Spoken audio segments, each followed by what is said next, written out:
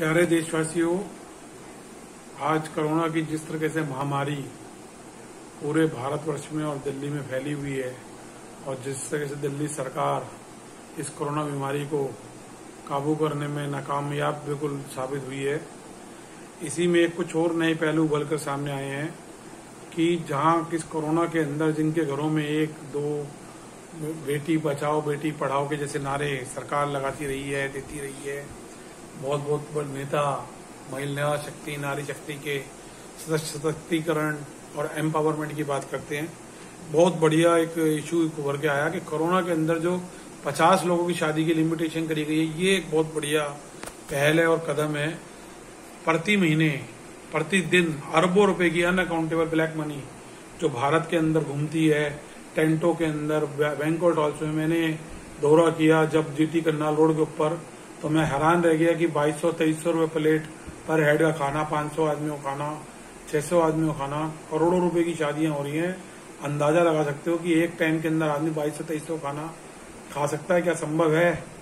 इस तरीके से अरबों रुपए की होती है। फिर इनमें झगड़े होते हैं, फिर ये केस कोर्टों के अंदर पहुंचते हैं, कोर्ट के न्यायालयों का टाइम खराब होता है। मैं ये चाहता हूं कि सरकार ऐसी शादी करने वाले लोगों के ऊपर, आज अगर सरकार स्वेच्छा से अगर इनसे कोई पैसा मांगती है जनता से, तो ये पैसा नहीं देना चाहते।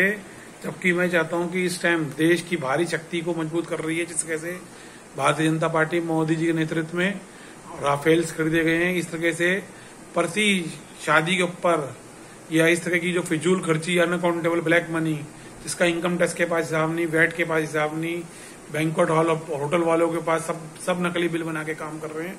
इनके खिलाफ एक सीबीआई की जांच हो, ईडी की जांच और इनकम टैक्स की एक ज्वाइंट जांच हो जिसमें जीएसटी भी शामिल हो, और इनके खिलाफ एक बहुत सख्त जांच हो, और इस अरबों रुपए की जो बर्बादी प्रतिदिन की होती है शादियों के नाम पर, ये रुकनी चाहिए।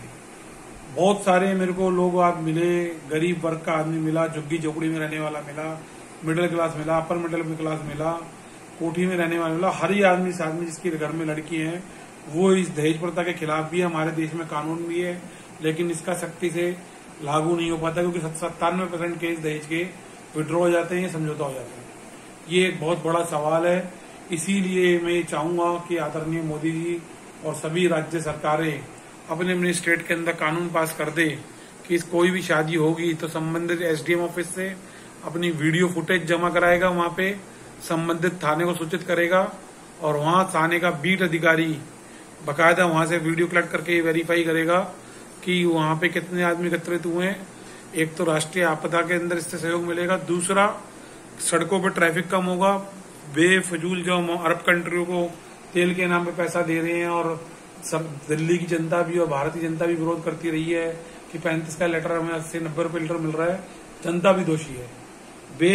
बेकारण 500, 1000, 2000 लोगों की जो शादियां होती हैं, करोड़ों रुपए बर्बाद होता है। ये पैसा देश की सुरक्षा में लगना चाहिए, देश की आंतरिक शक्ति को मजबूत करने के लिए चाहिए। कोरोना का टैक्स मैं तक कहता हूँ लगा देना चाहिए देश के अंदर, हर तरीके का। इस तरह के लोगों के पास जो अनअकाउंटेबल ब्लैक मनी है, जिस तरह से प्रॉपर्टी का दाम बढ़ता जा रहा है, इन सब पे लगाम लगनी चाहिए और कोरोना का टैक्स लगना चाहिए। और देश की जो भारी सुरक्षा है उसको मजबूत करने के लिए टैक्स लगना चाहिए। और जो स्वास्थ्य का जो इस टाइम स्ट्रक्चर है, मैं चाहता हूँ पूरे 135 करोड़ लोगों की जो स्वास्थ्य की एक इंश्योरेंस है वो सरकार फ्री कर दे, और प्राइवेट हॉस्पिटलों के ऊपर भी लगाम लगाई जाए बड़ी सख्ती से, क्योंकि बहुत बड़ा घोटाला आ रहा है। अभी कल ही एक केस आया, आज 12 टाइम पेज नंबर 2 में प्रकाशित भी हुआ। मुझे कल एक कृष्ण गोयल जी का फोन आया और उन्होंने बताया कि 10,000 रुपये उनसे पीतमपुरा से और शालीमार में स्थित एक प्राइवेट हॉस्पिटल में जाने के लिए वैन ने ले लिया, और 5,000 उन्होंने बिल में भी ले लिए। ऐसी एक जानकारी मेरे को पंजाबी बाग से पश्चिम विहार से पंजाबी बाग शमशान घाट पे जाने तक की जानकारी में आया। तो बहुत बड़े घोटाले हो रहे हैं। दिल्ली सरकार, इनके एसडीएम, ये सब लोग क्या कर रहे हैं कुछ समझ में नहीं आ रहा। करोड़ों अरबों रुपया एसडीएम ने और केजरीवाल जी ने एड में फूंक दिया। वहां दिल्ली की जनता बेड मांग रही है। 1000 मोहल्ला क्लिनिक का जो उन्होंने वादा किया था, सारे मोहल्ला क्लिनिक लगभग विफल हो गए हैं। उनमें कोई आज पोल खोल के रख दी है केजरी साहब की भाजपा विरोधी दिल्ली सरकार, जहां पहले कांग्रेस का शासन था और उसके बाद अब केजरीवाल जी का, पोल खोल के रख दी गई है कि दिल्ली की हालत आज क्या हो गई है, जहां भ्रष्टाचार चरम सीमा पहुंच चुका है। मैं आज मोदी जी से गृह मंत्रालय से, आदरणीय जुडिशरी से, supreme court honourable high court और ऑनरेबल सभी डिस्ट्रिक्ट कोर्ट्स, सभी रोहिणी कोर्ट बार स्टैंड के एडवोकेट्स से सब तरह की PIA फाइल करें और इस अनअकाउंटेबल ब्लैक मनी से जो हो रहा है अरबों रुपए का रोज का प्रतिदिन का एक जो शादियों में खर्चा हो रहा है इसको रोका जाए, जिससे कि नारी सशक्तिकरण हो।